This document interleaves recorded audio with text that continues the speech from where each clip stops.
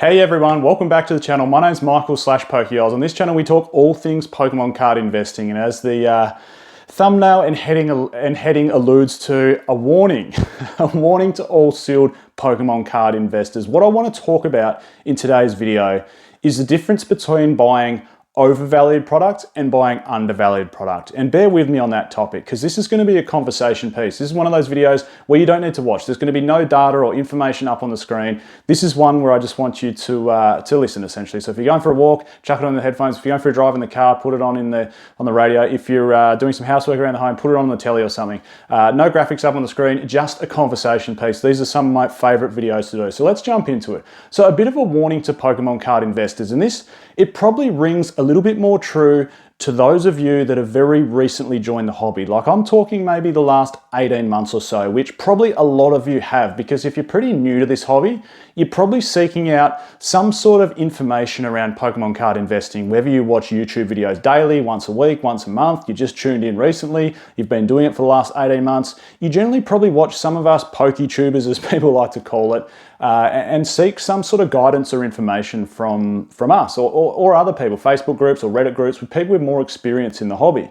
So with all that in mind, this is probably a little bit more geared towards you, but it's also geared to those people that have been in the hobby for some period of time as well. Like, if you've been in here for 5 years or 10 years, there's lots of things we can take away from this. And the quote that I want to premise this whole conversation piece off is one of Warren Buffett's. It's not a quote as such, but it's definitely a strategy. It's probably one of Warren Buffett's most famous strategies. And the whole idea behind this strategy when it comes to stock investing, and you can certainly apply it to sealed Pokemon card investing as well, is buying something when it feels undervalued.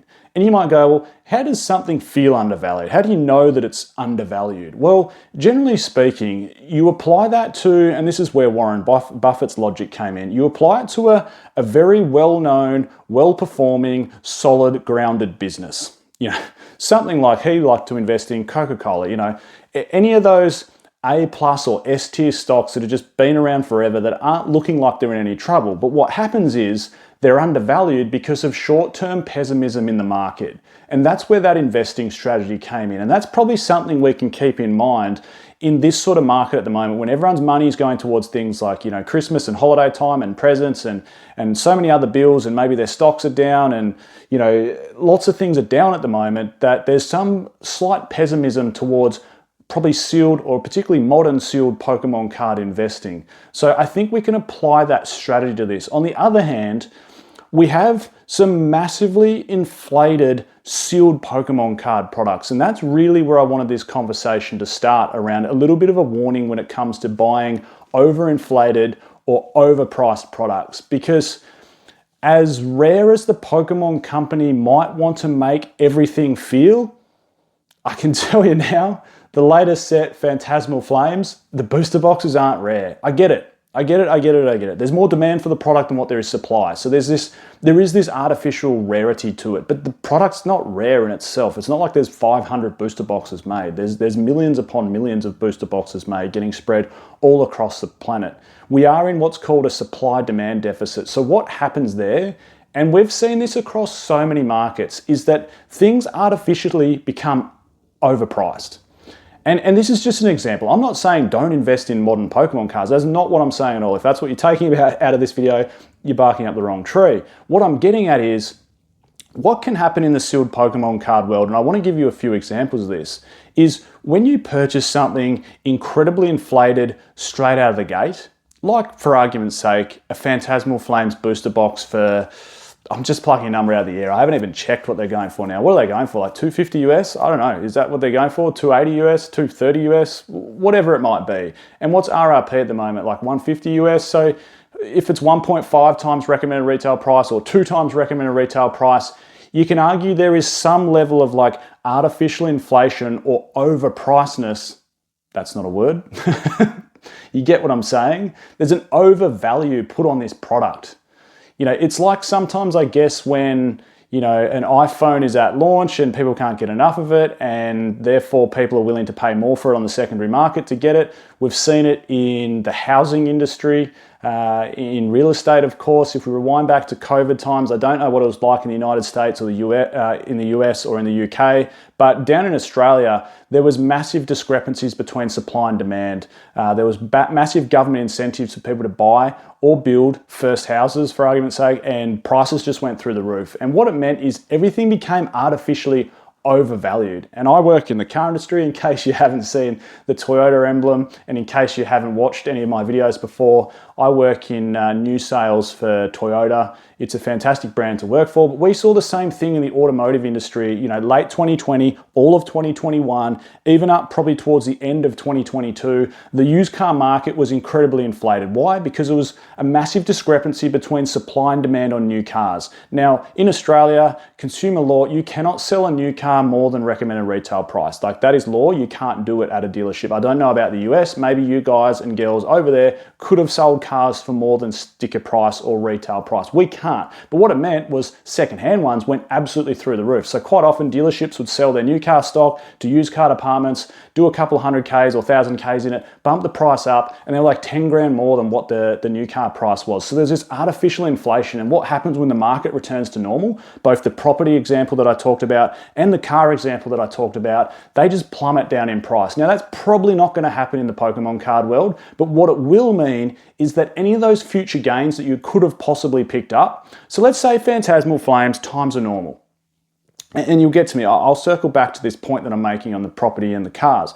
Let's say times were normal and you could go out and you could buy that booster box for 120 US dollars.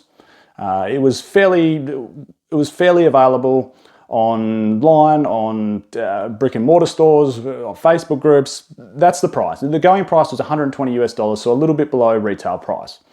And then 3 years go by and it pops out of rotation, and then all of a sudden the market goes, hold on, there's going to be less and less examples of this beautiful Charizard SIR to pull coming onto the market. So we probably need to buy this booster box before it gets too expensive. And what does that do? It drives demand towards the box and pushes up the price. Don't forget, a sealed Pokemon card product, once it goes out of rotation and the printers turn off, it is a deflationary asset. That means there will be no more copies of this in existence. The supply is going to decrease over time. Therefore, even the worst booster boxes, that's why the worst booster boxes go up in price. And as a result, Phantasmal Flames might have jumped from its 120 to 150 after 2 years to, at that 3-year mark, once it's out of rotation and supply's dried up, to 250, which is what people are sort of paying for it now. So what I'm getting at is, if you overpay for something out of release because of this artificial supply-demand bubble we're in, you could be absorbing all of the next 3-year gains before you even get there. And let me rewind back to cement home this point to people. We had the same thing, and this is why I said this video is probably a little bit more for people that are just into the hobby in the last 18 months. We rewind back to COVID times, same as the car industry that I was talking about. Mid, late 2020, all of 2021, most sealed Pokemon card products, again, like they are now, were hard to get the hands on and were quite expensive at launch. Vivid Voltage booster boxes were expensive, believe it or not, at launch. Champions Path Elite trainer boxes from Sword and Shield era were expensive at launch. Even Battle Styles was expensive at launch. And for that reason, what happens is, if people had overpaid and paid a lot, and I got caught out in that trap as well. I remember pre-ordering Champions Path Elite trainer boxes, and it was either at or above recommended retail price at the time. Now, what happened as more supply of those came out on the market, and the market cooled off a little bit. Champions Path Elite trainer boxes, I saw little to no gains on those sealed products for a long time, like in excess of 3 years. So what I'm getting at is, because I paid, I suppose, overs at the time, or an overvalued price, it took the whole 3 years worth of gains that I could have got for it to level out. And now we're finally starting to see some gains as that product gets older and older. So I guess the point I'm trying to make, or hammer home, is, if you're buying something that feels overvalued, then you could be well and truly taking up the first 3 years or so of your gains straight out of the gate. And it's going to take you a long time to recoup them. Now, that's not always the case. There are outliers. There's sets like Destined Rivals that, who knows, even if that does get a reprint, our price is going to drop because it's just so sought after. The demand for that looks absolutely crazy. Before we jump onto the final part of this conversation, I just wanted to give a shout out, of course, to today's video sponsor, which is, of course, the Collector app. There'll be a link in the description to download that app. If you don't have it, I urge you to download it. If you do have it, please update it. You can follow my journey down in the content creators section. Heaps of cool new features to this, but the big one for collectors or investors for me is really the pro version. If you sign up to be a pro member, not only do you unlock awesome rewards that you could possibly win, but the big one is the data you see. From an investor, you get to see such long-term data on products. Like this is going back 5 years. So for particularly a modern sealed investor or a modern singles investor, the data you can pull from this app as a pro user is absolutely phenomenal. It's awesome to see. I think even now on TCG Player, if you want to see greater than 12 months of data, I think you need to pay. So that is an awesome feature. Again, link in the description to the collector app to download that one. Right, the second part of this conversation. So with all that in mind, and we go, well, okay, you're talking about a slight warning about maybe not overpaying for, modern sealed Pokemon card products. By all means, if you can get a good deal on one, go ahead and buy it. I'm not saying don't buy it. Buy it if you feel it's a good deal. The other side is though, when we talk about Warren Buffett's strategy, and I suppose the positives to this slight pessimism in parts of the modern sealed Pokemon card market at the moment, is there are some products that feel undervalued. Like Prismatic Evolutions, who knows how many more reprints it's going to get. It's had a few already. It's been printed to the ground. There are other sets, of course, that Pokemon need to reprint, but that to me just feels undervalued. Why? Because it is like those stocks that Warren Buffett talks about, just so solid. You're full of evolutions. You've got some Shinji Kanda Dragon artwork in there with Roaring Moon. You've got Master Ball Hollows, Pokeball Hollows, potential of God packs. Like the Elite Trainer box just feels undervalued to me at the moment. Like that is just such a good pickup in my opinion in this market. Another set that feels undervalued is something like Surging Sparks. That just seems like a no-brainer. A Surging Sparks booster box, you've got a beautiful, mostly beautiful. The jury's on the fence a little bit with that Pikachu. You've got the beautiful Pikachu inside there, the Latias, other great chase cards inside there. Like Surging Sparks booster box at the price it is, it's one of the cheapest Scarlet and Violet era booster boxes you can possibly get. Again, it feels undervalued. The other thing that feels undervalued due to a little bit of pessimism in the market is some of those Sword and Shield booster boxes that have pulled back, retracted in price a little bit. I'm talking really good Pokemon card sets. Sets with alternate artwork, Pokemon cards inside there, trainer galleries inside there, sets like Brilliant Stars is probably one that comes to mind. Even Fusion Strike has pulled back massively, and that is one hell of a good-looking Pokemon card set. That pessimism on those really solid sets that have shown massive amounts of gains, particularly Fusion Strike, even Evolving Skies has pulled back in some cases, and we know how good that Pokemon card set. It's one of the greatest Pokemon card sets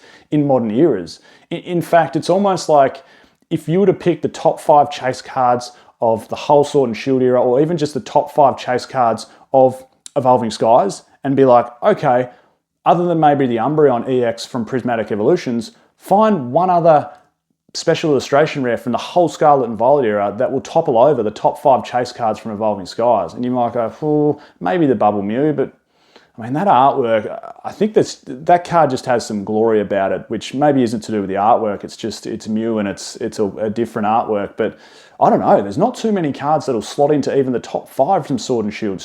Don't forget how damn good Sword and Shield alternate art Pokemon cards were.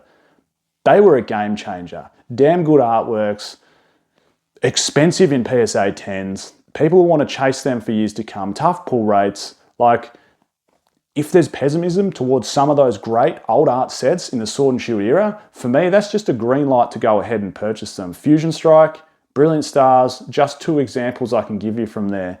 So I guess to summarize this whole video, a warning that paying overs on something when the market is super hot can sometimes eat up all your potential gains that you might get across the next 3 years, and you're going to be waiting some level of time before those products rise up in price. Now, like I said, caveat, that's definitely not a reason to not buy them. If you feel that you can get a good deal on sealed modern Pokemon, I'm all for it. I'm doing the exact same thing if I can get a good deal. The other side of the coin is talking about Warren Buffett's strategy when it comes to stock buying. If something feels undervalued due to pessimism in the market, even though it's a very, very strong stock, or in this case, a very strong sealed product from a very strong Pokemon card set like Fusion Strike or Brilliant Stars, I think they're excellent pickups. Thanks heaps for your support for this channel. It really, really means a lot. There are some people that tune into absolutely every video, and I appreciate it a lot. And if you're new here, welcome. I hope you watch a few more videos. Thanks again for your support. By the way, Movember as well, one last thing. The Mo, I don't know, it might stay, it might go, it might get trimmed a little bit, but thank you to anyone that supported my Movember cause there. We raised a fair bit of money. I saw a few members from the channel and a few other people donated, so I guess I appreciate that even more so. So thank you very much. Catch everyone next time. I'm Michael /Pokey Oz.